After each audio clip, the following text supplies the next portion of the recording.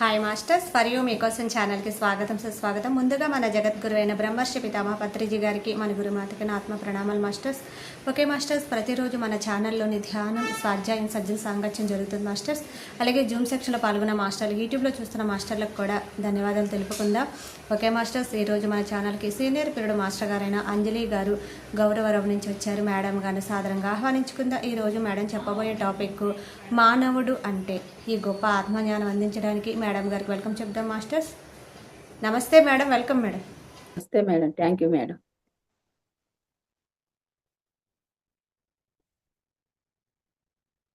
Start చేయమంటారు madam?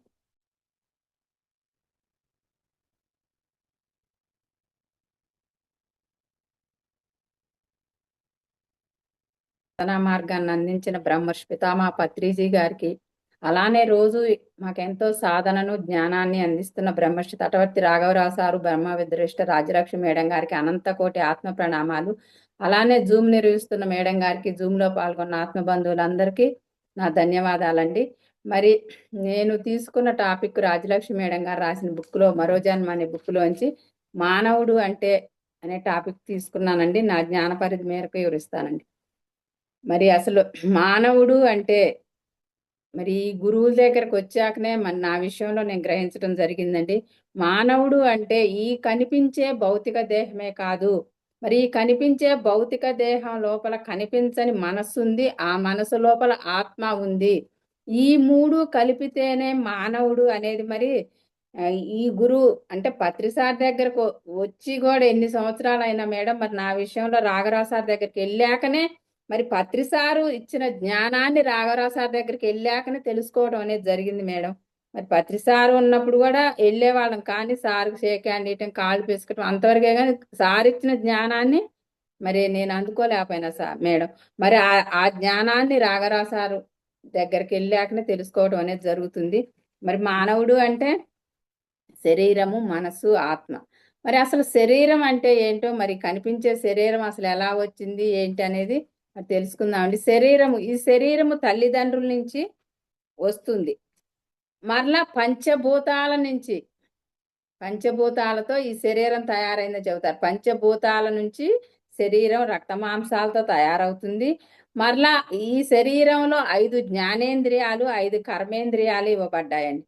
మరి 5 కర్మేంద్రియాలంటే కాళ్ళు, చేతులు, నోరు, మలమూత్ర ద్వారం.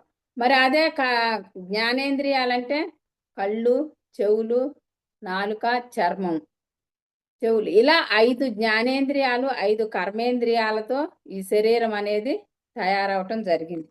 మరి ఈ శరీరం, ఇలా తయారైన శరీరం మరి ఎవరి బలవంతం లేదంటండి. ఇక్కడ పైనుంచి మనం వచ్చే ఆత్మ మరి భూమి మీదకి వచ్చేటప్పుడు ఈ శరీరాన్ని తీసుకొని ఒక తల్లి గర్భంలో తయారయ్యే శిశువులో మరి ఆత్మ ప్రవేశించటం జరిగింది అని చెప్పారు. అంటే ఇక్కడ ఆత్మ పైలోకం నుంచి భూమి మీదకి రావడానికి ఎవరి బలవంతం అనేది లేదంట.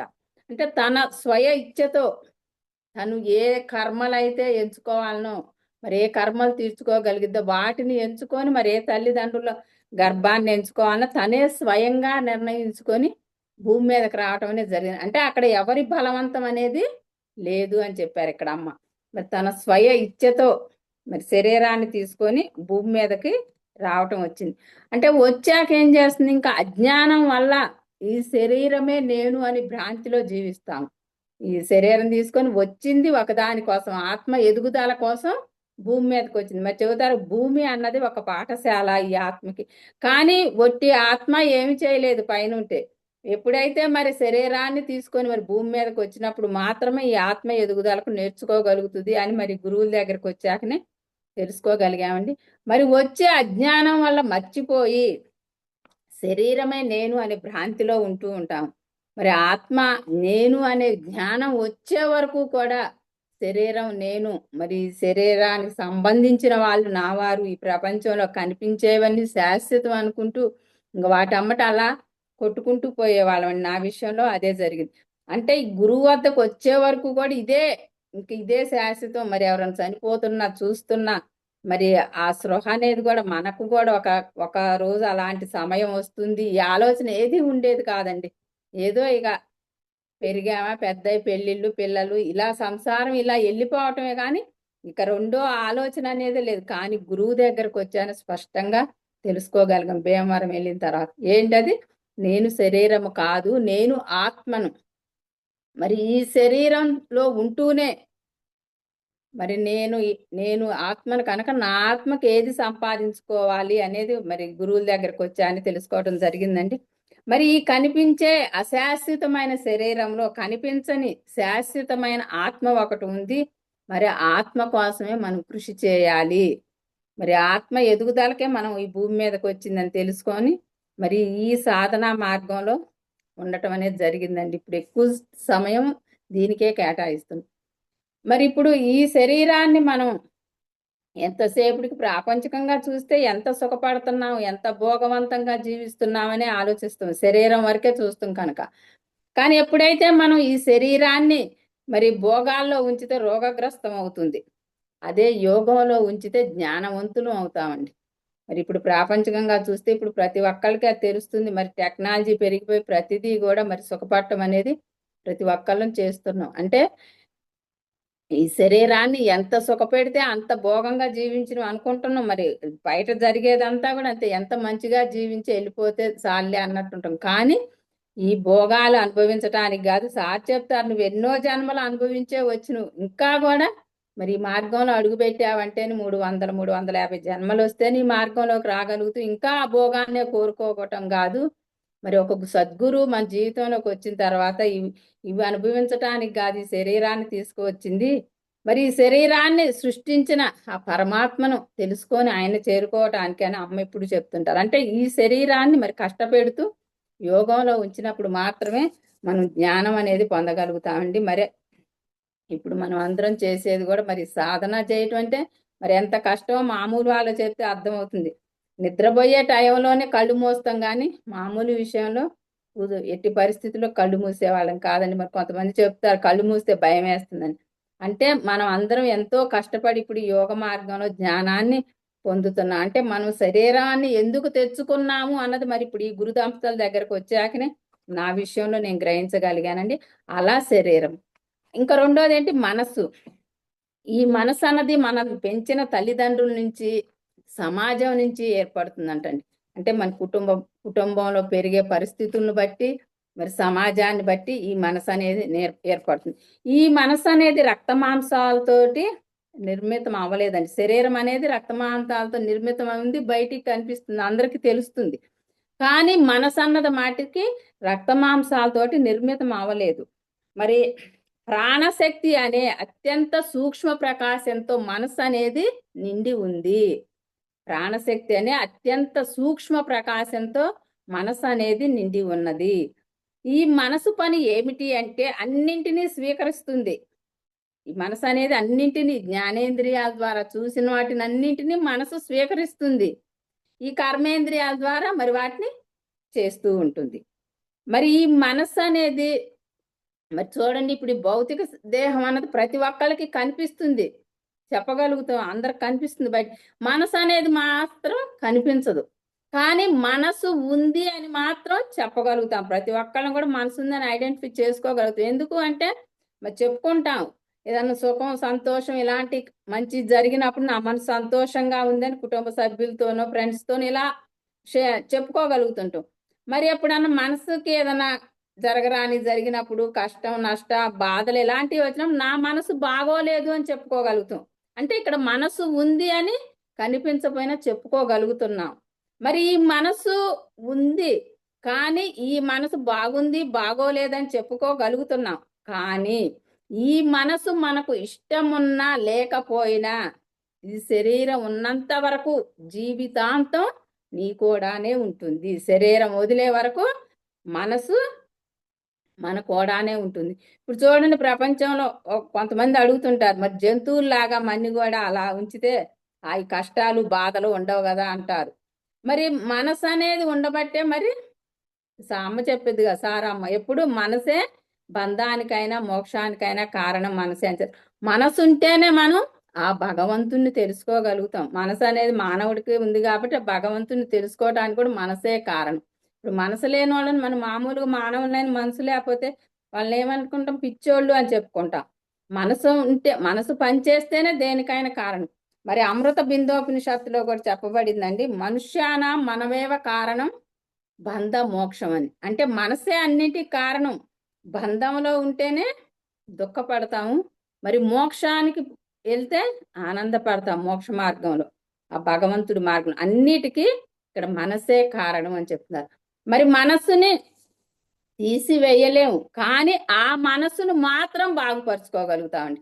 ఆ మనసును బాగుపరుచుకునే మార్గమే శ్వాస మీద ధ్యాస, ధ్యానం అండి. మరి సార్ చెబుతారు, మనసుని నువ్వు ఎప్పుడైతే సాధన తీవ్రంగా చేస్తున్న కొద్ది మరి స్టెప్పుల వారీగా మారుతూ ఉంటుంది ఈ మనసు అని చెప్పారు. మరి మనస్సును మనం ఎప్పుడైతే మరి ఖాళీగా ఉంచుకుంటామో మరి ప్రశాంతంగా జీవిస్తామంటండి. మనసును ఖాళీగా ఉంచుకున్నప్పుడు ప్రశాంతంగా జీవిస్తాము. అదే మనసును శుద్ధి చేసుకున్నప్పుడు పవిత్రంగా జీవిస్తాము. అలానే మనసును ఖాళీ చేసుకున్న, మనసును శూన్యం చేసుకున్నప్పుడు మరి జ్ఞానం పొందుతాము, జ్ఞానవంతంగా జీవించటం జరిగిద్దంట. అంటే ఇక్కడ చూడండి, అన్నిటికీ మనసే కారణం. ఆ మనసునే మనం పూర్తిగా ప్యూరిటీ, శుద్ధంగా చేసుకోవాలి. మరి సాధన ద్వారా మాత్రమే ఇది సాధ్యం అవుతుంది, కానీ ఇంకా దేని వల్ల సాధ్యం అవ్వదని. మరి శ్వాస ద్వారా మనసు ఎందుకు శుద్ధం అవుతుంది అని అంటే, మరి మనసుకు శ్వాసకి దగ్గర సంబంధం ఉందంటండి. అంటే ఎప్పుడైతే తల్లి గర్భం నుంచి మరి ఆ శిశువు భూమి మీదకు పడిద్దో అప్పుడే మరి మనస్సు శ్వాస అనేది రెండు ఒక్కసారి ఆ శరీరంలో ప్రవేశించడం జరిగిద్దంటండి. అందుకే మనసుకి శరీరానికి దగ్గర సంబంధం ఉందంట.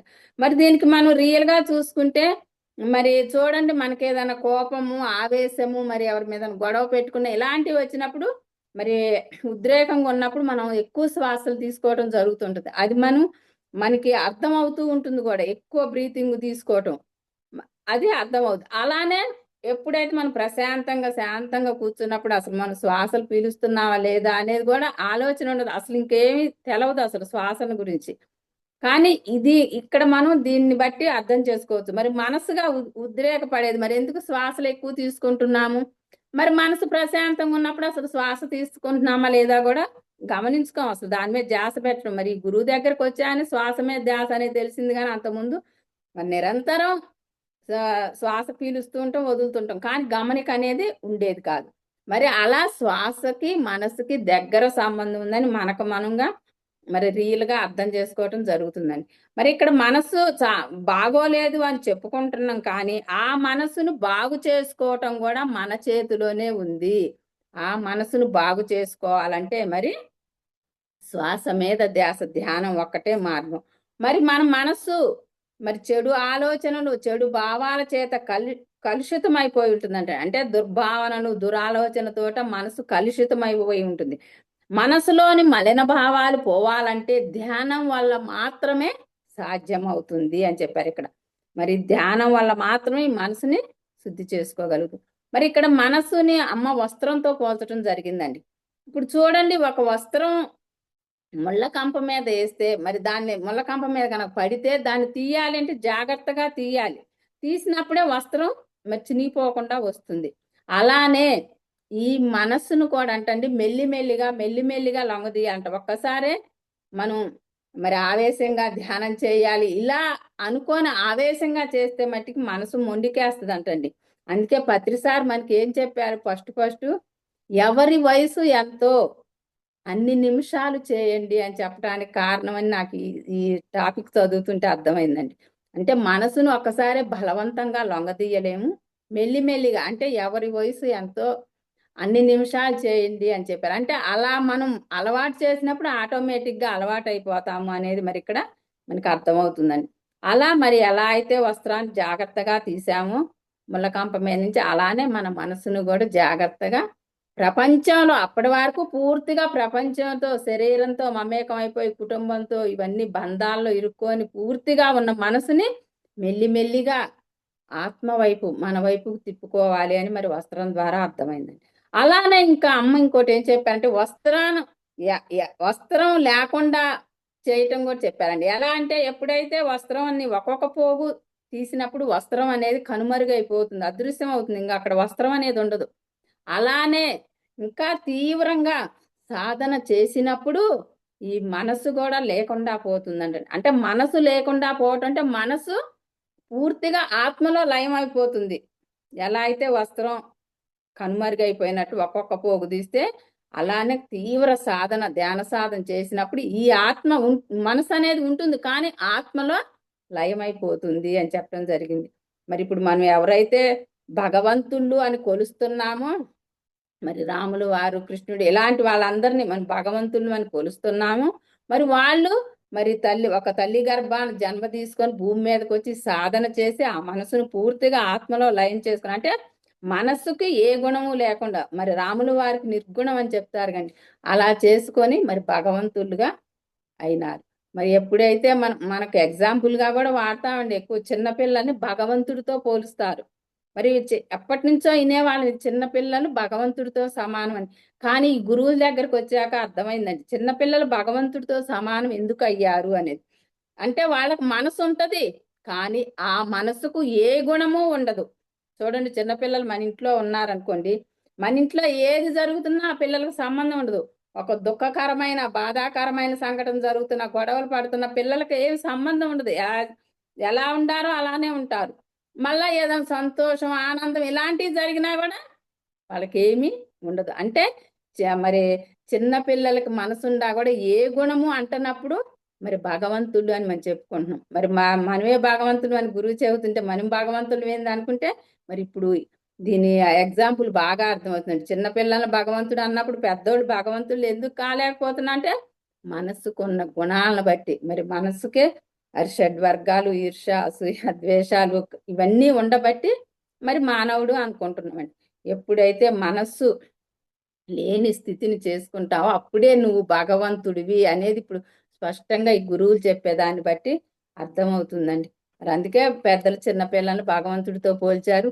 మరి జీసస్ కూడా అంటారు కండి, చిన్నపిల్లవాడి అయితేనే నువ్వు నా రాజ్యంలో ప్రవేశం ఉంటుంది అని జీసస్ కూడా మరి మైకులు పెట్టి చెప్పినప్పుడు వినిపిస్తుంటుందండి. కానీ ప్రతి పదానికి, పెద్దల వాడిన ఉపమానాలకి, ప్రతి దానికి గురువుల దగ్గరకు వచ్చాకనే మరి వాటి అంతరార్థాలు అనేది ఇప్పుడు స్పష్టంగా అర్థం అవటం జరుగుతూ ఉంటుందని. అంతకుముందు ఇని వదిలేసేవాళ్ళం ప్రతి దాన్ని, కానీ ఇప్పుడు పెద్దలు ఎందుకు వాడారు ఈ పదాలు అనేది ఇప్పుడు స్పష్టంగా అర్థమవుతూ ఉందండి. మరి అలా మనసును మనం ధ్యానం వల్ల మాత్రమే, సార్ చెప్తారుగా ఇప్పుడు చంచలంగా ఉన్న మనసు నిశ్చలంగా, నిర్మల, శుద్ధం, పరిశుద్ధం, మరి శూన్యం, మహాశూన్యం, ఇలా స్టెప్పులు వారీగా మనసును మనం పూర్తిగా శుద్ధం చేసుకున్నప్పుడు మరి ఆత్మలో లయమైపోతుంది. అలా మనసును మనం చేసుకుంటూ ఉండాలి, శ్వాస మీద ధ్యాస, ధ్యానం ద్వారా. ఇప్పుడు చూడండి, మనసు శరీరానికి పరుగెత్తటము కష్టం అండి. మరి ఏమైనా పనులు చేసినా మరి పరిగెత్తినా ఈ శరీరానికి కష్టం. అలానే మనసు నిలకడగా నిలబడటం కష్టం అంటండి. శరీరానికి పరిగెత్తడం ఎలా కష్టమో మనసు నిలకడగా నిలబడటం కూడా అంతే కష్టం. మరి ఇప్పుడు చూడండి, ఒక తోటలో మరి కలుపు మొక్కలు ఉన్నాయి అంటే మరి వాటిని జాగ్రత్తగా తీసినప్పుడే ఆ పంట అనేది, ఎదుగుదల అనేది జరుగుతూ ఉంటుంది. మరి ఏ జంతువులు రాకుండా అన్ని జాగ్రత్తగా చూసుకున్నప్పుడే ఆ పైరు అనేది మంచిగా వస్తుంది, వేసిన పంట. అలానే మనం మనసు అనే తోటలో కూడా అన్యమైన విషయాలు, వ్యర్థమైనవి, అంటే మనకు పనికిరాని అనవసరమైన ఆలోచనలు కానీ, మరి అనవసరమైన విషయాలు కానీ, వేటిని రానియకుండా జాగ్రత్త పడాలంటండి మనసులోకి. అలా ఎప్పుడైతే మరి మనం అలా జాగ్రత్తగా ఉన్నప్పుడు మాత్రమే ఈ మనసు, ఆత్మ అనేది ఎదుగుదల ఉంటుందంటండి. లేదా ఈ మనసులో మనం ఎలా చెడు ఆలోచన, చెడు భావాలు, చెడు వ్యవహారాలు ఇలాంటివన్నీ ఉన్నప్పుడు అంటండి ఆత్మను ఎదగనివ్వదంట మనసు. అందుకే మరి ప్రాపంచక విషయాలు, ఈ మార్గంలోకి వచ్చిన వాళ్ళకి మరి గురువులు చెప్తున్నారండి, ప్రాపంచక విషయాలు ఎంత తక్కువ స్వీకరిస్తే అంత మంచిది అని చెప్తున్నారు. మరి అంతకుముందు ప్రాపంచకంలో ఎలా ఉన్నాం అన్నది అది వేరే విషయం అండి. మరి అంతకుముందు ఎంతసేపు ప్రాపంచక విషయాలు మరి చెప్తారు కదా, ఒక ఇద్దరు కూర్చున్నామంటే మూడో వ్యక్తిని గురించి మాట్లాడతాం, మనకు సంబంధం లేకపోయినా మాట్లాడతాం ఆ వ్యక్తిని గురించి. కానీ ఈ మార్గంలోకి వచ్చాక అర్థమైందండి, నీ నోటి మాట కూడా నీ కర్మే. మరి పెద్దలు కూడా చెప్పేవాళ్ళు కదండి, చేసిన వాళ్ళకన్నా మరి చెప్పుకున్న వాళ్ళకే కర్మ ఎక్కువ అని వాడేవారు పెద్దలు ఒక మాట. మరి ఆ మాటకు అర్థం కూడా ఇందులోకి వచ్చాయని నా విషయంలో నేను గ్రహించానండి. మరి ప్రతిదీ కూడా అమ్మ ఇంకా చెప్తారు సార్, నీ ఆలోచన నీ భావాలు ప్రతిదీ కూడా కర్మే అని. అంటే మనం ఏమనుకుంటున్నాం, ఆలోచించినా ఏం చెయ్యంగా అనుకుంటాం, కానీ మనలో ఉన్న పరమాత్మే మన భావాలు ఆలోచనలు ప్రతిదీ గమనిస్తున్నాడు, ఎవరు చూడవసరం లేదు అనేది ఇప్పుడు స్పష్టంగా మరి అణువు ఆయనే ఉన్నాడు, ఆయన లేని చోట అంటూ లేదు. మరి ప్రతి క్షణం మనం గమనించబడుతున్నాము, మరి మాట చేత ఇవన్నీ కూడా రికార్డ్ అవుతున్నాయి మన కర్మలు అనేది. మరి ఈ మార్గంలోకి వచ్చాక ఈ గురు దంపతుల ద్వారా తెలుసుకొని మరి చాలా మాట విషయంలోనండి చాలా జాగ్రత్తగా ఉండటం అనేది జరుగుతుంటుంది. మరి అంతకుముందు మాటే కాదని మనకి సంబంధం లేని వాళ్ళు బజార్ని వెళ్తున్నా కూడా వాళ్ళు కామెంట్ చేయటం ఇలాంటివి ఎన్నో ఇప్పుడు వింటూ ఉన్నాం, చూస్తున్నాం. మనం కూడా, నేను కూడా ఒకప్పుడు మరి అనేదాన్ని. అంటే ఇవన్నీ కూడా మరి ఇక్కడ సరి చేసుకోవడం అనేది జరుగుతూ ఉంటుందండి.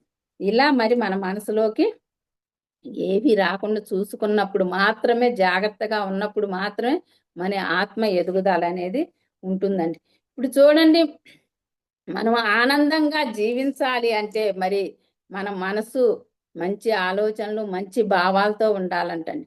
ప్రతి మనిషి అంటండి రోజుకు 60,000 ఆలోచనలు చేస్తాడంటండి. 60,000 ఆలోచనలు చేస్తాడు. ఎక్కువగా గతాన్ని గురించేనంటండి. 90% గతం గురించే ఆలోచిస్తాడంట. మరి ఇప్పుడు మరి గురువుల దగ్గరకు వచ్చాక అసలు అర్థమైందండి వర్తమానంలో జీవించటం అంటే ఏమిటి అని. అసలు ఇప్పుడు ఆధ్యాత్మికత అంటేనే వర్తమానంలో జీవించటం అనేది కూడా అనిపిస్తుందండి టాపిక్ చదువుతుంటే. మరి వర్తమానంలో జీవించటం అనేది మరి ఇందులోకి వచ్చాయని తెలిసింది, కానీ అంతకుముందు వర్తమానంలో జీవించటం అనేది కూడా తెలవదండి. ఏ పని చేస్తున్నా మనసు ఎటో వెళ్ళిపోతుండేది. ఒక పని చేస్తుంటాం, ఆ పని చేసేటప్పుడు మరి ఆ చేసిన దాన్ని కూడా ఇది చెయ్యలేదు అనే భావన కూడా వచ్చేదంటే, ఎందుకంటే అక్కడ వర్తమానంలో లేవట్ల బాడీ ఉంది, అక్కడ పని చేస్తుంటాం, కానీ ఆ చేసిన పని కూడా చెయ్యలేదు అనిపిస్తుంది ఒక్కోసారి. అంటే అక్కడ వర్తమానంలో మనం ఉండలేదు అని ఇప్పుడు అర్థమవుతుందండి స్పష్టంగా. మరి గతాన్ని గురించి బాధపడుతూ ఉంటాం, భవిష్యత్తు గురించి భయపడుతూ ఉంటాం, వర్తమానంలో ఉన్న ఆనందాన్ని స్వీకరించలేకపోతున్నామండి. మరి నా విషయంలో మట్టుకు ఇది స్పష్టంగా నేను గ్రహించానండి. ఈ గురువుల దగ్గరకు వచ్చాను, మరి వర్తమానంలో ఉన్నదాన్ని ఆనందంగా స్వీకరించటం అనేది ఇప్పుడు ఇక్కడికి వచ్చాక నా విషయంలో నేను మరి స్పష్టంగా చెప్పగలుగుతానండి. స్వీకరించను గతాన్ని గురించి మరి బాధ ఉన్నా మరి దాని నుంచి అమ్మటే బయటికి రావటం, భవిష్యత్తు నుంచి అసలు భయమే లేదు. ఈ వర్తమానంలో ఉండదాన్ని స్వీకరించి దీన్ని అనుభవించి ఆనందంగా ఎలా జీవించాలి అనేది మరి గురువుల దగ్గరకు వచ్చాక నేను నా విషయంలో 100% నేర్చుకున్నానండి. ఆ గురువుకి నేను ఎన్ని కృతజ్ఞతలు చెప్పుకున్నా తక్కువేనండి నా జీవితంలో మట్టుకి. అంత గొప్ప గురు దంపతుల్ని మరి నేను పొందగలిగానండి. మరి ఇలా మరి వర్తమానంలో జీవించటం అనేది నేర్చుకోగలం. మనం ఎప్పుడైతే గతాన్ని వదిలి మరి భవిష్యత్తు నుంచి భయం వదిలినప్పుడు మరి వర్తమానంలో జీవించినప్పుడు మన భవిష్యత్తు నిర్మాణానికి శిల్పులం అవుతామంటండి మనం. అంటే ఈ భవిష్యత్తు నిర్మాణాన్ని అంటే చూడండి, ఇక్కడ గతాన్ని మనం మార్చలేము, ఇక మన చేతిలో లేదు. భవిష్యత్తుని మట్టికి మనం మలుచుకునే అవకాశం ఉంది. ఇక్కడ ఏంటి అంటే ఇప్పుడు మనం చేసే చేతలను బట్టి మన మరుజన్మ, మన గత భవిష్యత్తు ఉంటుందని మరి ఇప్పుడు స్పష్టంగా అర్థమవుతుంది. చూడండి, ఒక నావ మరి పడవ నదిలో వెళ్తూ ఉంటే అది ఎటు వెళ్తున్నా దాన్ని ముళ్ళు అంట ఉత్తరం వైపే చూపిస్తుందంట దిక్చూసి. అలానే మనం కూడా ప్రాపంచక విషయాల్లో ఎంత ఉన్నా కూడా ఈ మనసు అనేది ఆత్మ వైపే తిరిగి ఉంటుందండి. ఉండాలి, ప్రపంచంలో ఉండాలి, కుటుంబంలో అంతలో ఉన్నా కూడా మరి మనసు అనేది మరి ఆత్మ వైపు, ఆ భగవంతుడి వైపు తిరిగి ఉంటూ ఉంటుందంట. ఎలా అయితే దిక్చూచి ముళ్ళులాగా. మరి ఇప్పుడు ఇది మన అందరికి అనుభవమేనండి. మరి ఏదన్నా వచ్చినా మరి చేయలేకపోయినా అయ్యో ఈరోజు క్లాసు మిస్ అవుతున్నామే, ధ్యానం చేయలేకపోయినా, ఇదంతా మన అందరికీ అనుభవమేనండి. అలా ఆత్మ వైపు తిరిగి ఉండాలి, ప్రపంచంలో ఉన్నా కూడా ఆత్మ వైపు తిరిగి ఉండాలి అనేది ఇక్కడ అర్థమవుతుందండి. మన మనసును బలహీనపరిచే ఎంత పెద్ద కోరికైనా కూడా విడనాడాలంటండి. అంటే మనసుని మనం ఆత్మ వైపే బలంగా ఉంచుకోవాలి, కానీ మరి ప్రపంచంలో ఎల్లుకుంటా ఏదన్నా అనవసరమైనవి బలహీనపరిచే ఉండే వాటిని ఎంత పెద్దవైనా అవి వదులుకోగలగాలి అని అమ్మ ఇక్కడ చెప్పారు. ఎప్పుడైతే నువ్వు మనస్సును ఆత్మ వైపు ఉంచుతావో మనస్సు ప్రశాంతంగా ఉంటుందంటండి. మరి ఇప్పుడు మన అందరికీ అనుభవమే, ఏదైనా చికాకుగా ఉన్నా ఏదన్నా ఉన్నా కళ్ళు మూసుకొని కొంచెం సేపు కూర్చుని హాయిగా రిలాక్స్ అవుతుంది. అంటే శాంతి పొందుతుంది. అంటే అన్నిటికీ మనసే కారణం అనేది స్పష్టంగా అర్థమవుతుందండి ఇక్కడికి వచ్చాకనే.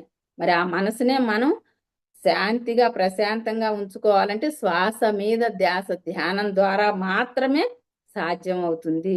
మనసు ఎప్పుడు మరి ప్రపంచంలో ఉన్న మనసును ఎప్పుడైతే నువ్వు పరమాత్మ వైపు మళ్ళిస్తూ ఎక్కువ శాతం ఈ ఆత్మతో ఉన్నప్పుడు మనసు భగవత్ స్వరూపం అవుతుందంటండి.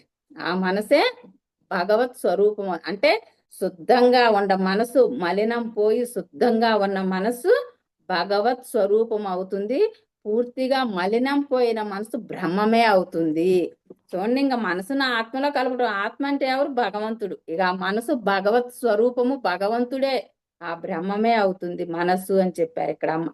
మనసు ప్రపంచం వైపు తిప్పితే బంధము, ఆత్మ వైపు తిప్పితే మోక్షము. అలాగే ఆత్మ వైపు తిప్పిన మనసు అన్నింటిలో ఉన్న అన్నింటి నుంచి విడుదలై ఉంటుందంటండి. ఇక్కడ దీనికి ఎగ్జాంపుల్ ఏమిచ్చారు? తామరాకు మీద నీటి బొట్టులా ఉండాలి. మళ్ళా ఇప్పుడు చూడండి, కమలం బురదలో ఉంటుందండి. బురదలో ఉన్న బురద అనేది అంటది కమలానికి.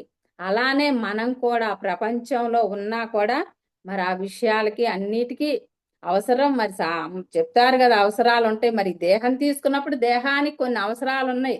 కూడు, గుడ్డ, తోడు, నీడ అని. మరి అవసరాలు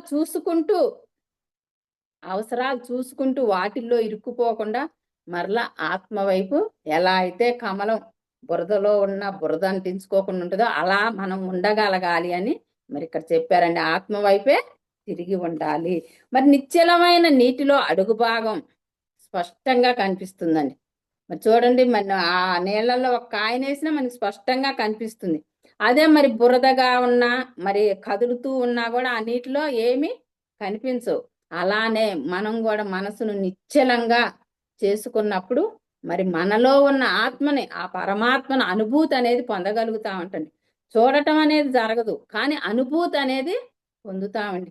మరి చూడండి, ఇక్కడ సార్ చెబుతారు, శరీరానికి సుఖము, మరి మనసుది సంతోషము, ఆత్మది ఆనందము అని చెబుతారు. మరి శరీరం సుఖము అంటే మరి ఒక ఫ్యాన్ వేసుకున్నా, ఏసీ వేసుకున్నా హాయిగా ఉంటది. మరి కరెంటు పోయినప్పుడు ఇబ్బంది పడతాం. ఇదేంటి? శరీరానికి సుఖము, మనసుది సంతోషం. మరి శరీర సుఖం అంటే ఒకళ్ళకొకళ్ళు పంచుకోగలుగుతారండి, భార్య భర్త ఇలా. మరి సంతోషం అన్నది కూడా మనసుది. నా మనసు సంతోషంగా ఉంది ఇలా చెప్పుకోగలుగుతాం. ఆ సంతోషాన్ని కూడా పంచుకోగలుగుతాం కుటుంబ సభ్యులతోటి, ఫ్రెండ్స్ తోటి ఇలా. నా మనసు బాగుంది, మేము ఇలా సంపాదించుకుని ఏదో రకరకాలుగా అలా చెప్పుకోగలుగుతాం. బాధ అయిన సంతోషం దాన్ని పంచుకోగలుగుతాం. ఆత్మ అన్నది అది పంచుకునేది ఆత్మ ఆనందం అన్నది అది పంచుకునేది కాదండి. ఎవరికి వాళ్ళు స్వయంగా అనుభూతి చెందేది. ఇంకా అది పంచుకోవటం అనేది జరగదు. ఎవరికి వాళ్ళు స్వయంగా ఆత్మ అనేది అనుభూతి పొందటం జరిగిద్దండి. మరి ఆ రెండు అలా పంచుకోవటానికి ఉంటది, కానీ ఈ ఆత్మ అన్నది, అనుభూతి అన్నది పంచుకోవటం అని ఎవరికి వాళ్ళు స్వయంగా అనుభూతి పొందేదేనండి, ఆత్మానుభూతి. అలా మనసు ఎప్పుడైతే నువ్వు అలా శుద్ధం చేసుకున్నప్పుడు ఆత్మానుభూతి పొందగలుగుతావు అని చెప్పారండి ఇక్కడ. మరి దీనివల్ల అటువంటి మనసు మెల్లిమెల్లిగా పరమాత్మ దర్శనం అంటే బ్రహ్మ సాక్షాత్కారం జరుగుతుంది. దీని వలన జనన మరణ చక్రాల నుంచి బయటపడతావు అని శంకరాచార్యులు వారు చెప్పడం జరుగుతుందండి. అందుకే శంకరాచార్యులు వారు ఏం చెప్పారంటే, శుద్ధమైన మనసు కల్పతరువు, అపరిశుద్ధంగా ఉన్న మనసు ఏనాటికి పరమాత్మ దర్శనం కానివ్వదు అని చెప్పారు. అమ్మ కూడా చెప్తారు ఎప్పుడు, మలినంగా ఉన్న మనసులో పరమాత్మ దర్శనం ఏనాటికి కలగదు అని చెప్తారు. అంటే మనసునే మనం పరిశుభ్రంగా ఉంచుకోవాలి అని ఇక్కడ అర్థమైందని. దానికి మరి ఏకైక మార్గం శ్వాస మీద ధ్యాస ధ్యానం ద్వారా మాత్రమే మరి మనం అంతర్ముఖులం అవ్వగలుగుతాము, ఆ మనసును శుద్ధి చేసుకోగలుగుతాము అని అర్థమవుతుందండి. అలానే మూడోది ఆత్మ. ఈ ఆత్మ పూర్ణాత్మ నుండి గాని మరి పరమాత్మ నుండి గాని వస్తుంది. పరమాత్మ ప్రతి జీవిలోనూ సూక్ష్మాతి సూక్ష్మంగా ఆత్మగా ఉంటాడు. ఆత్మ అన్నింటికంటే అతి సూక్ష్మాతి సూక్ష్మమైనదండి. అణువు కన్నా కూడా సూక్ష్మాతి సూక్ష్మమైనది ఈ ఆత్మ. అన్ని జీవుల శరీరాల్లో ప్రవేశపెట్టబడి శరీరానికి చైతన్యాన్ని కలిగిస్తుంది. అంటే చూడండి, సృష్టికర్త అంటండి, సృష్టి పూర్వము మరి ఆయన ఒక్కడే ఉంటే పంచభూతాల ద్వారా మరి 84 లక్షల జీవరాశులను సృష్టించటం జరిగిందంట. అంటే మరి ఒక్కొక్క తత్వంతో ఒక్కొక్క జీవిని ప్రవేశపెట్టడం జరిగిందండి. మనం చెప్పుకుంటాం వృక్షాలు భూతత్వంతో, క్రిమికీటకాలు భూమి నీటి తత్వంతో, మరి పక్షులు నీరు వాయువు అగ్నితత్వంతో, మరి జంతువులు భూమి నీరు అగ్ని వాయుతత్వంతో, మరి మానవులు భూమి నీరు అగ్ని వాయువు ఆకాశతత్వంతో 5 తత్వాలతోటి మరి మానవుడు నిర్మించడం జరిగింది. అందుకే మానవ దేహాన్ని పాంచభౌతిక దేహం కూడా అంటం జరుగుతుంటుంది. అంటే ఇలా ఒక్కొక్క తత్వాలతో ఒక్కొక్కరిని సృష్టించిండు పరమాత్మ.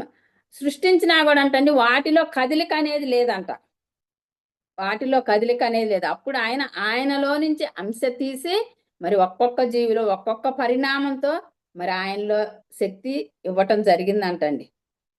మరి మానవుడికే ఆయనలో ఏ శక్తి అయితే ఉందో ఆ పూర్ణ శక్తిని మానవుల్లో ప్రవేశపెట్టడం జరిగిందంటండి ఆ పరమాత్మ.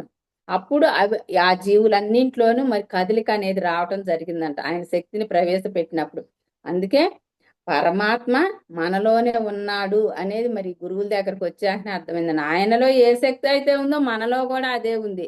మరి చెప్తారు కదా, దేహో దేవాలయో భోక్తో జీవో దేవో సనాతన అని. అంటే భగవంతుడు ఎక్కడో లేడు, దేహమే దేవాలయము, జీవుడే దేవుడు, ఆయనే సనాతనుడు అని కూడా చెప్పడం జరిగింది. అంటే మనలో ఉన్న ఆత్మే భగవంతుడు. మరి ఆయన ప్రవేశపెట్టింది ఆయనలో నుంచి అంశ తీసుకొచ్చి మనలో ప్రవేశపెట్టే మరి జీవులనన్నింటినీ కూడా కదిలిక అనేది ఇవ్వటం జరిగిందంటండి. అందుకే ఈ ఆత్మకు చావు పుట్టుకలు అనేవి లేవండి. మరి చావు పుట్టుకలు అనేవి ఆత్మకు లేవు.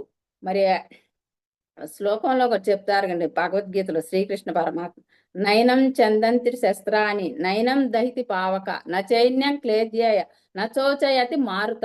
అంటే ఈ ఆత్మను ఆయుధాలు ఛేదించను లేవు, అగ్ని కాల్చను లేదు, నీరు తడపను లేదు, గాలి ఎండింపను లేదు. ఆత్మను ఇవి ఏమీ చేయలేవు, కానీ శరీరాన్ని చేయగలవు. అందుకే శరీరాన్ని చేయగలవంటే వాటి ధర్మాలని అమ్మ చెప్పడం జరిగిందండి ఇక్కడ. ఏంటి అవి అంటే, చావు పుట్టుకలు శరీర ధర్మము, ఆకలి దప్పులు ప్రాణధర్మము, శోకమోహాలు మనోధర్మము అని చెప్పబడి, అంటే వాటి ధర్మాలని చెప్పారు ఇక్కడ. మరి చచ్చిపోవటం పుట్టడం అనేది శరీరానికి ధర్మం. మరి చనిపోద్ది శరీరం, మరలా కొత్త శరీరం తీసుకొని వస్తుంది. మరి ఆకలి దప్పులు ప్రాణధర్మం అంటే మరి మనం ఆహారం తీసుకొని నీరు తీసుకున్నప్పుడు మాత్రమే ఈ శరీరంలో మరి ఆ ప్రాణశక్తి అనేది నిలబడి ఉంటుందండి. మరి అలానే శోకమోహాలు మనోధర్మం. ఇదేంటి అంటే మరి మనకి దుఃఖం బాధ ఇవన్నీ కలిగినా, ఏవి సుఖం సంతోషం ఏవి కలిగినా కూడా మనసుకే సంబంధం. శోకము బాధ దుఃఖం ఇవన్నీ. మరి మోహము అంటే అన్నిటితో బంధము, అందరితో బంధం, ఇదంతా మోహము. ఇలా శోకమోహాలన్నవి మనస్సుకు సంబంధించిన మనోధర్మం అని చెప్పి వీటి వేటితో కూడా ఆత్మకు సంబంధం లేదు. అందుకే ఆత్మను షడూర్మ రహితము అంటం జరిగిందంటండి. ఆత్మను షడూర్మ రహితము అని అంటం జరిగింది. ఏమి కూడా ఆత్మకు అంటవు. ఇప్పుడు ఆ శ్లోకం ద్వారా మనం చెప్పుకోను, ఏవి ఆత్మకు అంటవు. ఈ 6 లేకపోవటం వల్లనే ఆత్మను షడూర్మ రహితము అంటం జరిగింది. శరీరం చేసే ప్రతి పనికి కూడా ఆత్మశక్తే కారణము. చూడండి ఇక్కడ ఇవేమి ఆత్మ అంటించుకోదు, అసలు ఏటితో ఆత్మకు సంబంధం లేదు. కానీ ఈ చేసే పనులన్నింటికి ప్రతి దానికి కూడా మళ్ళా శక్తినిచ్చేది ఆత్మే. ఈ శరీరం జ్ఞానేంద్రియాలు కర్మేంద్రియాల ద్వారా ఏది చేస్తున్నా కూడా మరి దానికి శక్తినిచ్చేది మాత్రం ఆత్మ. అన్నిటి శక్తినిస్తుంది కానీ ఏమీ అంటించుకోదు. మరి సార్ కూడా ఎంతో రోజు క్లాసులు ఎంతో అద్భుతంగా చెబుతారు, ఆత్మకి ఏమీ అంటదు అని. మరి మన 3 రోజుల క్లాసులో కూడా దాని మీద అనేది మనం చూసుకుంటామండి. వేసినప్పుడే వృక్షం అనేది కూడా మరి బలిష్టంగా వస్తుంది. మరి ఏదన్నా సన్న గింజలు అలాంటివి వేసినప్పుడు అది మొలకెత్తదు, ఒకవేళ ఎత్తినా కూడా ఆ వృక్షం కూడా బలహీనంగా ఉండటం అనేది మనం చూస్తూనే ఉంటామండి. అలానే మనకు కూడా ఆత్మ అన్నది బీజం లాంటిది, వృక్షం అన్నది శరీరం అన్నది వృక్షం లాంటిది అని చెప్పారు. మరి ఎప్పుడైతే నువ్వు ఈ ఆత్మను ఎంత బలిష్టంగా అంటే శ్వాస మీద ధ్యాస ధ్యానం ద్వారా ఈ ఆత్మశక్తిని ఎంతైతే నువ్వు పెంచుకుంటావో నీ శరీరం కూడా కల్పతరువులా తయారవుతుందంటండి. మరి చూడండి, ఇప్పుడు మరి మనం అందరం మరి ధ్యానం చేస్తే ఆరోగ్యం బాగుంటుంది అని చెప్పుకోవటానికి మరి అర్థమవుతుందండి. ఎప్పుడైతే మనం శ్వాస మీద ధ్యాస పెట్టి ధ్యానం చేస్తామో విశ్వమయ ప్రాణశక్తి అపారంగా తీసుకున్నప్పుడు మరి శరీరంలో రుగ్మతలు తగ్గటము మరి మంచిగా ఉండటం జరుగుతూ ఉంటుందని చెప్పుకుంటూ అంటే నువ్వు ఎప్పుడైతే మరి ఆ ఆత్మ బీజంతో పోల్చారు ఇక్కడ. ఎప్పుడైతే నువ్వు ఆత్మని పోషిస్తూ ఉంటావో ఈ శ్వాస మీద ధ్యాస ధ్యానం ద్వారా అప్పుడు ఈ శరీరం అనేది కల్పతరువు అవుతూ ఉంటుందంటండి. ఇప్పుడు చూడండి, మనం రోజు ఈ శరీరానికి స్నానము ఆహారము ఎంత అవసరమో మరి ఈ ఆత్మకి ఈ మనసుకి మరి ఈ ఆత్మకి ఆహారం మరి ధ్యానము జ్ఞానం అండి. జ్ఞానం కూడా అందుకోవాలండి. ఒక్క సాధన చేస్తే సరిపోదండి. సాధన ఇది చూడండి, ఒక పక్షికి 2 రెక్కలు ఉన్నప్పుడే ఆ పక్షి సునాయాసంగా ఎగరగలుగుతుందండి. అలానే మనం సాధన చేస్తూ జ్ఞానం పొందినప్పుడు మాత్రమే ఈ 2 ఉన్నప్పుడు మాత్రమే మనలో మార్పు అనేది మనం స్పష్టంగా చూసుకోగలుగుతామండి. అది బాగా అర్థమవుతుంది. ఇప్పుడు ఒట్టి కళ్ళు మూసుకొని ధ్యానం చేసినప్పుడు మార్పు అనేది ఏం లేదండి. నా జీవితంలో కూడా ఎప్పుడైతే సాధన చేస్తూ ఈ జ్ఞానాన్ని అందుకున్నప్పుడు మరి కర్మ సిద్ధాంతం అవగాహన చేసుకున్నప్పుడు భీమవరం వెళ్ళినప్పుడు కర్మ సిద్ధాంతం పూర్తిగా అవగాహన అవుతుంది. చేసుకున్నప్పుడు మన జీవితంలో ఏది జరుగుతున్నా మంచి అయినా చెడైనా లాభమైనా నష్టమైనా ఏవి జరుగుతున్నా కూడా ఇది నా కర్మఫలము నేను ఎంచుకొని వచ్చిందే అనేది అర్థమవుతూ ఉంటే మరి ఎంతో అద్భుతంగా అనిపిస్తుంటుందండి ఈ జ్ఞానం అందుకున్నప్పుడు. అలా మరి 2 కూడా సాధన జ్ఞానం అనేది అవసరం అండి. అప్పుడే మన ఆరోగ్యం కూడా మరి బాగుంటానికి కారణం అనేది కూడా ఇప్పుడు ఒక్కోటి మరి ఎందుకు ఆరోగ్యం బాగుంటుంది సాధన చేస్తే అనేది కూడా ఇప్పుడు తెలుస్తూ ఉందండి. మరి అలా ఆత్మశక్తి క్షీణించినప్పుడే శరీరం కూడా అనారోగ్యం పాలవుతుంది. ఎప్పుడైతే నువ్వు ఆత్మశక్తిని పెంచుకుంటావో అప్పుడు శరీరం కూడా మరి ఆరోగ్యంగా ఉంటుంది అని తెలుసుకున్నామండి. ప్రపంచంలో అన్నింటికన్నా ఏదైనా గొప్ప శక్తి ఉంది అంటే అది ఆత్మశక్తి ఒక్కటే. ఈ ప్రపంచంలో అన్నిటికన్నా గొప్ప శక్తి ఆత్మశక్తేనండి. ఆత్మశక్తికి మించింది లేదు. మరి ఇప్పుడు మనం ఇన్ని పనులు చేస్తున్నాం, ఇలా మాట్లాడుతున్నాము, మరి క్లాస్ చెప్తున్నాము, ఇవన్నీ చేస్తున్నా అంటే మనలో ఉన్న పరమాత్మ ఉండబట్టే మరి చెప్పగలుగుతున్నానండి. మరి ఆయన తప్పుకుంటే ఏమైనా చేయగలుగుతామండి? అసలు చిన్న ఎంట్రుకు కూడా కదిలించలేమండి. అంటే ఈ ఈ మార్గంలోకి వచ్చి ఇది తెలుసుకోనప్పుడు ఏమనుకునే వాళ్ళం? నేను చేస్తున్నాను, నేను కాబట్టి చేస్తున్నాను ఇలా అనుకునే వాళ్ళం అండి. ప్రతి ఒక్కళ్ళం కూడా కుటుంబంలో కూడా నేను లేకపోతే నా కుటుంబం నడవదు అని కూడా చెప్పుకునే వాళ్ళం అండి. ఎక్కడికన్నా ఊరు వెళ్ళి వచ్చినా బయటికి వెళ్ళి వస్తే అంటే అక్కడేంటి తెలవక అజ్ఞానం వల్ల అలా చెప్పుకునే వాళ్ళం. కానీ ఎప్పుడైతే ఈ గురువుల దగ్గర జ్ఞానం పొందుతున్నామో నాదంటూ ఏమీ లేదు, నాలో ఉన్న పరమాత్మ నన్ను నడిపిస్తున్నాడు. ప్రతి దానికి పరమాత్మ శక్తి వల్లనే ఇప్పుడు ఈ క్లాస్ చెప్పగలుగుతున్నామంటే నాదేం లేదు ఇక్కడ. నాలో ఉన్న పరమాత్మ నా చేత చెప్పిస్తున్నాడు, నన్ను ఒక పనిముట్టుగా వాడుకొని చెప్పిస్తున్నాడు అనేది స్పష్టంగా తెలుస్తుందండి ఇక్కడ. మరి ఆయనే లేకపోతే శరీరం శవమే అంటారు కదా. మరి ఆత్మ ఉన్న శరీరం శివం, ఆత్మ తప్పుకున్న శరీరం శవం అని చెప్తారు. అంటే ఆత్మశక్తి వల్లనే చూడండి, ఇప్పుడు మనం అమ్మ చెప్తారు మనం తెలిసినా తెలియకపోయినా ప్రేమించేది ఆత్మనేనంటండి. ఇప్పుడు చూడండి, భార్యాభర్తే ఉన్నాం, ఎంతో ప్రేమగా ఉంటాం, కలిసిమెలిసి ఉంటాం. ఎప్పుడైతే ఈ ఆత్మ శరీరం నుంచి తప్పుకుందో మరి అప్పటి వరకు ప్రేమగా కలిసి ఉండడం మరి ఆ శరీరాన్ని చూసి భయపడటం జరిగిద్దండి. ఎందుకు అంటే మరి యాజిటీజ్ శరీరం ఉంది అక్కడే, కానీ కదిలిక లేదు అందులో. మరి అప్పుడు ఎప్పుడైతే ఎంత భోగంలో ఉండా ఎంత ఇంట్లో ఉన్నా మరి ఆ శరీరాన్ని తీసుకువెళ్ళి బయట పడుకోబెట్టడం జరిగేది. మరి అదే శరీరం కాదండి మరి. కానీ ప్రేమిస్తామంటే ప్రేమించం, భయపడతాం కూడా. భార్య అయినా భయపడతా, భార్య అయినా భర్త అయినా భయపడతాం అంత దగ్గరగా ఉన్నాను కూడా. ఎందుకు అంటే ఇక్కడ మనకు తెలిసినా తెలియకపోయినా మనం ప్రేమించేది ఆత్మను. కానీ మనం ఏమనుకుంటున్నాం, కనిపించే ఈ భౌతిక దేహాన్ని ప్రేమించుతున్నాం అనుకున్నాం ప్రాపంచికంగా ఉన్నప్పుడు నా విషయంలో కూడా. కానీ ఆధ్యాత్మికలోకి వచ్చాక అర్థమైందండి, మనం ప్రేమించేది శరీరాన్ని కాదు ఆత్మను ప్రేమిస్తున్నాం. మరి ఆ శరీరంలో ఆత్మ ఉండబట్టే ఆ శరీరాన్ని కూడా ప్రేమించాం. మరి శరీరంతో ఆత్మ తప్పకుండా ఉంచుకోవాలి కదండి, శరీరాన్ని ఉంచుకుంటున్నామా? ఉంచుకోవట్లేదు. అందుకే అమ్మ చెప్పారు ఒకసారి, మనకు తెలవకపోయినా మనం ప్రేమించేది ఆత్మని, అంటే ఆ పరమాత్మని మనం ప్రేమిస్తున్నాం. అందుకే మరి శరీరానికి ఆత్మ ఎంత అవసరమో ఆత్మకి శరీరం అంతే అవసరము. ఆ రెండు ఉన్నప్పుడు మాత్రమే మనుగడ సాగిస్తామండి ఈ ప్రపంచంలో. ఏది లేకపోయినా, ఈ రెండిట్లో ఏది లేకపోయినా ఉండదు. శరీరం లేకపోతే శరీరం శవం. మరి శరీరం లేని ఆత్మని ఏమనేవాళ్ళం మనం?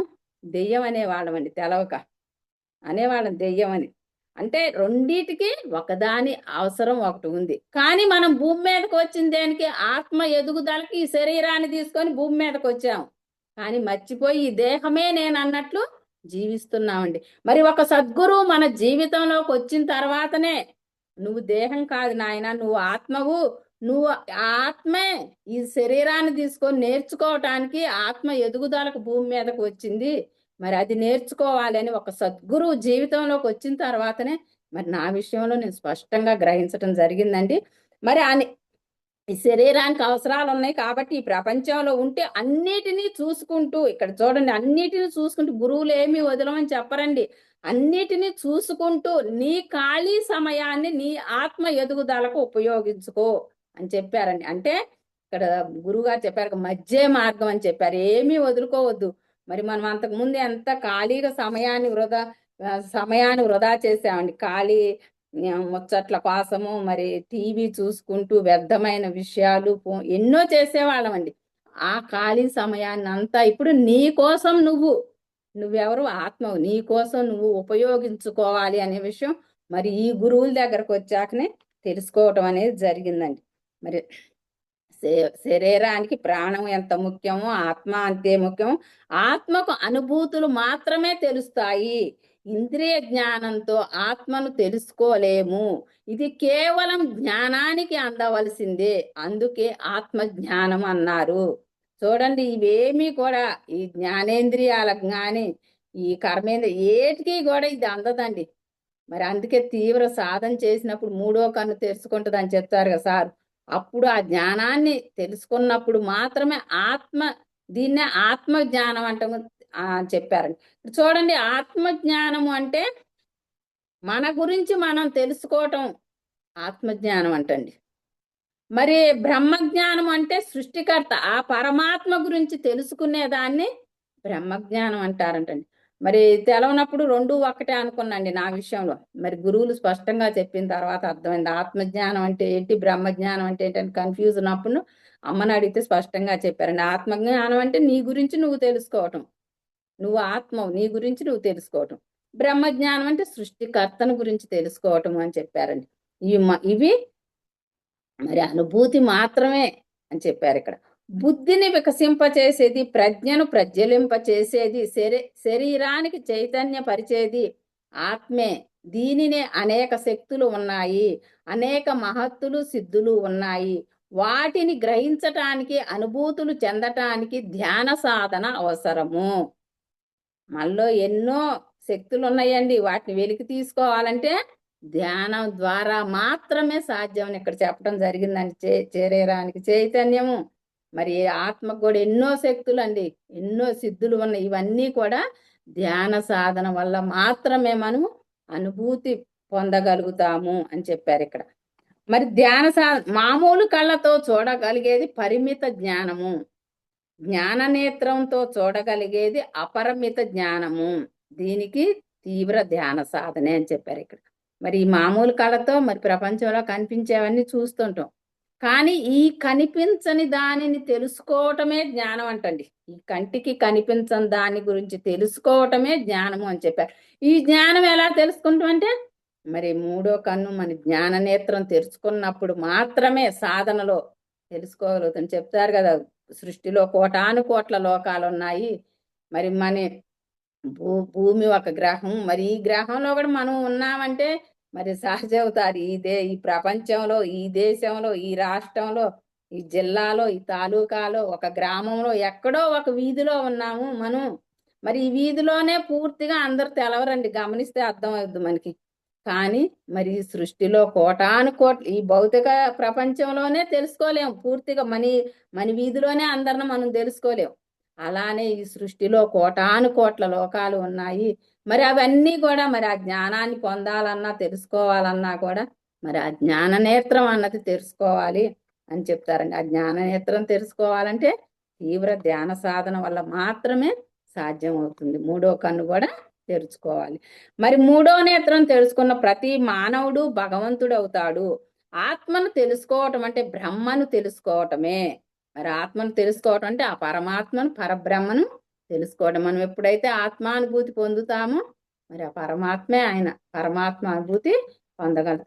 ఈ ప్రపంచంలో అన్నీ నాశనం అయ్యాయే, కానీ ఆత్మ ఒక్కటే నాశనము లేనిది. ధ్యాన సాధకుడు ఆత్మే పరబ్రహ్మని తెలుసుకోవాలి. ప్రతి ఒక్కరూ ఆత్మ గురించి తెలుసుకోవాలి. చూడండి, ఈ సృష్టిలో సృష్టించేది ప్రతిదీ నశించిపోయేదేనంటండి. ఎప్పటికో ఒకప్పటికి ప్రతిదీ కూడా ఈ సృష్టిలో నశింపబడేదే. ఇప్పుడు దేహం ఉందండి, పుట్టిన దగ్గర నుంచి మరి పుడుతుంది, మరి వృద్ధి చెందుతుంది, నశిస్తుంది, కృషిస్తుంది, నశించిపోతుంది చివరికి. మరి ఇప్పుడు మనకు అర్థమవుతుంది, పుట్టినప్పుడు ఎలా ఉన్నాము, పెరుగుతున్నాము, మరి బాల్యం, యవ్వనం, కౌమార్యం, వృద్ధాప్యం, ఇలా దశలు మారుతున్న కొద్ది మరి శరీరంలో మార్పులు అనేది జరుగుతుంది. చివరికి పూర్తిగా నశించిపోతుంది. అంటే సృష్టిలో పరమాత్మ సృష్టించింది ప్రతిదీ కూడా నశించిపోయేదే. మరి ఆ పరమాత్మే శాశ్వతమైన వాడు. ఆయనని పొందాలి. ఆత్మే శాశ్వతమైంది. ఆ ఆత్మనే మనం పొందాలి. మరి ఆత్మ ఏంటంటే ఆత్మ శాశ్వతమైనది. తాను ఆత్మయే కాదను తాను ఆత్మయే కాని దేహము కాదు అని సత్యాన్ని తెలుసుకోవాలంటండి. ఫస్ట్ దేంటి 3 తెలుసుకోవాలంట మనం. ఆత్మ శాశ్వతమైనది, తాను ఆత్మే కాని దేహం కాదు అని రెండోది తెలుసుకోవాలి. మూడోది అన్ని జీవులలో అంటే జీవించి ఉన్న ప్రతి దానిలో ఒకే ఆత్మ వ్యాపించి ఉందని తెలుసుకోవాలి. ఈ సృష్టిలో ప్రాణమున్న ప్రతి జీవిలోనూ నేను ఆత్మగా స్థితమై ఉన్నాను అని శ్రీకృష్ణ పరమాత్మ భగవద్గీత ద్వారా చెప్పడం జరిగిందండి. ఏంటది? అహమాత్మ గుడాకేశ సర్వభూతాశయ స్థిత అహం ఆదిత్య మధ్యంచ భూతానామంత ఏవచ. ఓ అర్జున, నేను ఆత్మను అంటే అర్జునుడికి చెప్పాడు అంటే ప్రతి మానవుడికి చెప్పినట్టండి. మానవాళికి అందించిందేనండి గీత అంటే. అంటే ప్రతి వాళ్ళకి అందించింది గీత. నేను ఆత్మను, ప్రాణమున్న ప్రతి జీవిలోనూ నేను ఉన్నాను అని చెప్పడం జరిగింది. నేను ఈ సృష్టి పూర్వము ఉన్నాను, సృష్టి నడుస్తున్నప్పుడు ఉన్నాను, సృష్టి అంతమైనా నేను ఉంటాను. నేను ఆత్మను, శాశ్వతమైన వాణ్ణి అని చెప్పడం జరిగిందండి. అంటే ఇక్కడ మరి ప్రాణం ఉన్న ప్రతి జీవిలోనూ నేను ఉన్నాను, సర్వం ఉన్నాను అని పరమాత్మ చెప్పడం జరిగింది. మరి దీనికి కూడా మరి ఉపనిషత్తులు, వేదాల ద్వారా కూడా మరి చెప్పడం జరిగిందండి. ఏంటది? అహం బ్రహ్మస్మి అంటే నేను బ్రహ్మని. మరి మరి 3 మహావాక్యాలు చెప్పడం జరిగిందండి. నేను బ్రహ్మను, నువ్వు తత్వమసి అంటే నువ్వు నేనేదైతే అయి ఉన్నానో నువ్వు అదే అయి ఉన్నావు. మూడోది అంటే సర్వం కల్విదం బ్రహ్మ, ఈ సృష్టి అంతా ఆ బ్రహ్మమయమే అయి ఉంది అని చెప్పడం జరిగిందండి. ఒకటి నేను బ్రహ్మను, నువ్వు బ్రహ్మవే, నేనేదైతే అయి ఉన్నానో నువ్వు అదే అయి ఉన్నావు. సర్వం కల్విదం బ్రహ్మ, సృష్టి మొత్తం అణువు ఆ బ్రహ్మమయమే అయి ఉన్నది అని చెప్పడం జరిగింది. ఈ 3 వాక్యాలని అమ్మ చెప్పడం జరిగిందని. అంటే సృష్టి మొత్తం ఆయనే, ఇంకా ఆయన లేని చోటు అంటూ లేదు. ఆత్మ శాశ్వతము, సర్వము ఆయనే అని చెప్పడం జరిగిందండి ఇక్కడ. మరి ఇది తెలుసుకోవాలంటే తీవ్రమైన ధ్యాన సాధన వల్ల మాత్రమే సాధ్యం అవుతుందంటండి. అలా తీవ్రంగా సాధన చేస్తున్నప్పుడు మనలో మహోన్నతమైన ఆలోచనలు వచ్చినప్పుడు, ఆదర్శం ఏర్పడినప్పుడు మన ఆలోచనలు పరిమితులను దాటి బంధాలను తెంచుకొని మన చైతన్యం అంటే ఆత్మ అన్ని దిశలలోనూ వ్యాపిస్తుంది. మనం నిద్రాణమై ఉన్న అన్ని శక్తులు, ప్రతిభ, జ్ఞానము ఒక్కసారి మేల్కొంటాయి. అంటే మనలోనే ఇన్ని శక్తులు ఉన్నాయండి. అంటే నిద్రాణమై ఉంది అని చెప్పారు ఇక్కడ. మరి చెప్తారు కదా, మరి కుండలిని శక్తి మరి 7 చక్రాలు మూలాధారం దగ్గర పాములాగా చుట్టుకొని ఉంటది. మరి దాన్ని నిద్ర లేపటానికే ఈ సాధన తీవ్రంగా చేయాలి అని మరి చెప్తూ ఉంటారు. అంటే మనలో నిద్రాణమై ఉన్న ఈ శక్తులను అన్నింటినీ మేల్కొల్పాలి, మనలో ప్రతిభ అందాలి అంటే మరి ఒక శ్వాస మీద ధ్యానం ద్వారా మాత్రమే సాధ్యం అవుతుంది అని చెప్పు. ఇప్పుడు చూడండి మేడం, ఇప్పుడు మనం ఇదంతా చెప్పుకుంటాను అంటే మరి చెప్పుకున్నాం కూడా, మరి అమ్మ చెప్తారు విన్నాము అంటే మరి దానిని ఆచరణలోకి తెచ్చుకున్నప్పుడు మాత్రమే దాని వల్ల ఎక్కువ ఫలితాలు పొందగలుగుతారు అని చెప్పారు మేడం. ఉదయం కూడా చెప్పారు ఈరోజు. అంటే వింటాం, ఎన్నో వింటాను, థియరీయే, మీరు ప్రాక్టికల్ గా మీకు మీరుగా ప్రాక్టికల్ గా అనుభవించాలి అంటే ఆచరణ ముఖ్యము అని చెప్తారు మేడం. ఇక్కడ బాగా ఆచరణ అనేది ముఖ్యం. మరి వశిష్ఠులు వారు కూడా అదే చెప్తారు. ఏమంటారు, నీ పురుష ప్రయత్నం, మరి ఒక సద్గురు పరమాత్మ కృప వల్ల సద్గురు మన జీవితంలోకి వచ్చినా మనకి అన్ని, నువ్వు దేహం కాదు ఆత్మని మరింత జ్ఞానబోధ చేస్తున్నా నీ ప్రయత్నం అన్నది చాలా చాలా ముఖ్యం అని చెప్తారు మేడం. ఇక్కడ అంటే పురుష ప్రయత్నం, నీ ప్రయత్నం అన్నది చాలా ఇంపార్టెంట్ అని చెప్తారు ఇక్కడ. అంటే మనం ఇందులోకి వచ్చి మరి ఎన్నో పూర్వజన్మ సుకృతం ఉండబట్టే మరి గురువుల దగ్గరకు రాగలిగాం మేడం. మరి పత్రిసారి దగ్గరికి మరి పరమాత్మే స్వయంగా భూమి మీదకి వచ్చి ఏం చెప్పరు, ఒక్కొక్క యుగానికి ఒక్కొక్కళ్ళని మరి పరమాత్మ రూపంగా, గురువుని పరమాత్మ రూపంగా భూమి మీదకి పంపిస్తారు. మరి ఒక్కొక్క యుగానికి ఒక మహానుభావుడు వచ్చి అందించడం జరిగింది. మరి చూడండి, సత్యయుగానికి మరి సత్యయుగానికి మరి సత్యయుగానికి దత్తాత్రేయులు వారంట. మరి దక్షిణామూర్తి అండి, సార్ మేడం. సత్యయుగానికి దక్షిణామూర్తి, మరి త్రేతాయుగానికి మరి ఎవరంటే 24 గురువులు దత్తాత్రేయులు వారు. మరి అలానే ద్వాపర యుగానికి వచ్చి వశిష్ఠ మహర్షి, మరి కలియుగానికి వచ్చి మరి శంకరాచార్యులు వారు. ఇలా ఒక్కొక్క యుగానికి ఒక్కొక్క మహానుభావుడు పరమాత్మ రూపంగా గురువు భూమి మీదకు వచ్చి ఆయన ప్రతిరూపంగా వచ్చి మనకి నేర్పించడం జరిగిందంటండి. మరి ఇప్పుడు మనం కలియుగంలో మరి శంకరాచార్యులు అలా ఉండగా మనం లేవమ్మా, తెలవదు. కానీ ఈ పత్రిసారే మనకి కలియుగంలో మహానుభావుడు గురువు ఎవరయ్యా అని మనకంటే పత్రిసారు. మరి పత్రిసారి దగ్గరే అమ్మ మనం ఇంత జ్ఞానం తీసుకునేది. పత్రిసారే మనకి ఈ కలియుగానికి మహానుభావుడు సద్గురువు. మరి మనకి ఈ పత్రిసార్, ఈ పత్రిసార్ ఇచ్చిన పత్రిసార్ను కూడా మరి చాలా మంది చూడలేదని చెబుతున్నారు. ఇప్పుడు ధ్యానంలోకి వచ్చిన వాళ్ళు కూడా. మరి ఇప్పుడు ఏదైతే పత్రిసార్ ఇచ్చిన జ్ఞానాన్ని మరి రాఘవరావు సారు అమ్మ అందిస్తుంటే మరి ఆ గురువులు అందించిన జ్ఞానాన్ని మరి మాకు తెలిసింది మేము మరి చెప్పటం అనేది జరుగుతుందమ్మా. అంటే ఇప్పుడు ఈ కలియుగానికి మాకు 3 సద్గురువులు దొరికారు. ఆ పరమాత్మ కృప వల్ల అందరికి ఒక సద్గురువు దొరికితే మనకు 3 సద్గురువులు దొరికారు. ఎవరు? పత్రిసారు, రాఘవరావు సారు, రాజ్యలక్ష్మి. ఈ 3 సద్గురువుల ద్వారా మనం ఎంత సాధనను, జ్ఞానాన్ని పొందుతున్నామంటే మరి ఈ కలియుగంలో మనం ఎంత అదృష్టవంతులు అనేది స్పష్టంగా అర్థమవుతుందమ్మా. మరి అసలు ఈ కుటుంబంలో ఎలా జీవించాలి, ప్రపంచంలో ఎలా జీవించాలి, మరి ఇదంతా అసలు అరటిపండు ఒలిసిపెట్టినట్టు ఆ గురుదంపతులు చెప్తున్నారు. అట్లా చెప్పబట్టే మరి కుటుంబాల్లో కూడా అద్భుతంగా జీవిస్తున్నాము అనేది ఇప్పుడు ప్రతి ఒక్కళ్ళని చెప్పగలుగుతున్నాం. మరి జీవితాల్లో ఏది జరుగుతున్నా ఇది మన కర్మఫలమే, మనం తీసుకొని వచ్చిందే అనేది స్పష్టంగా తెలుసుకోబట్టి మరి జీవితాల్లో కూడా అద్భుతంగా ఏది వచ్చినా మరి చూడండి, ప్రాపంచికంగా మరి అప్పు కనుక ఉంటే అప్పు తీరిపోతే మనం హ్యాపీగా ఫీల్ అవుతాంగా, అలానే మరి జీవితంలో ఏదైనా కష్టం, నష్టం, బాధ వచ్చిందంటే మనం తెచ్చుకున్న కర్మ తీరుతుంది అనేది తెలుసుకున్నప్పుడు మరి బాధ ఉన్నా కూడా ఎమ్మటే దాని నుంచి రిలీజ్ అయ్యి బయటికి రావటం జరుగుతుంది. మరి ఏదన్నా ఆనందమైన సంఘటనలు, మరి సంతోషం ఇలాంటివి జరిగినా కూడా మనం తెచ్చుకున్న పుణ్యకర్మ ఖర్చు అవుతుంది. అక్కడ 2 ఖర్చు అయిపోతుంది, పాపం ఖర్చు అయిపోతుంది, పుణ్యం ఖర్చు అయిపోతుంది అని ఇలా ఒక్కొక్కటి తెలుసుకుంటూ మరి ఏదైనా జరిగినా తెలుసుకుంటున్నా కూడా మరి ఆ గురువులు ఇచ్చిన జ్ఞానాన్ని అమ్మటే గుర్తు తెచ్చుకోవటం.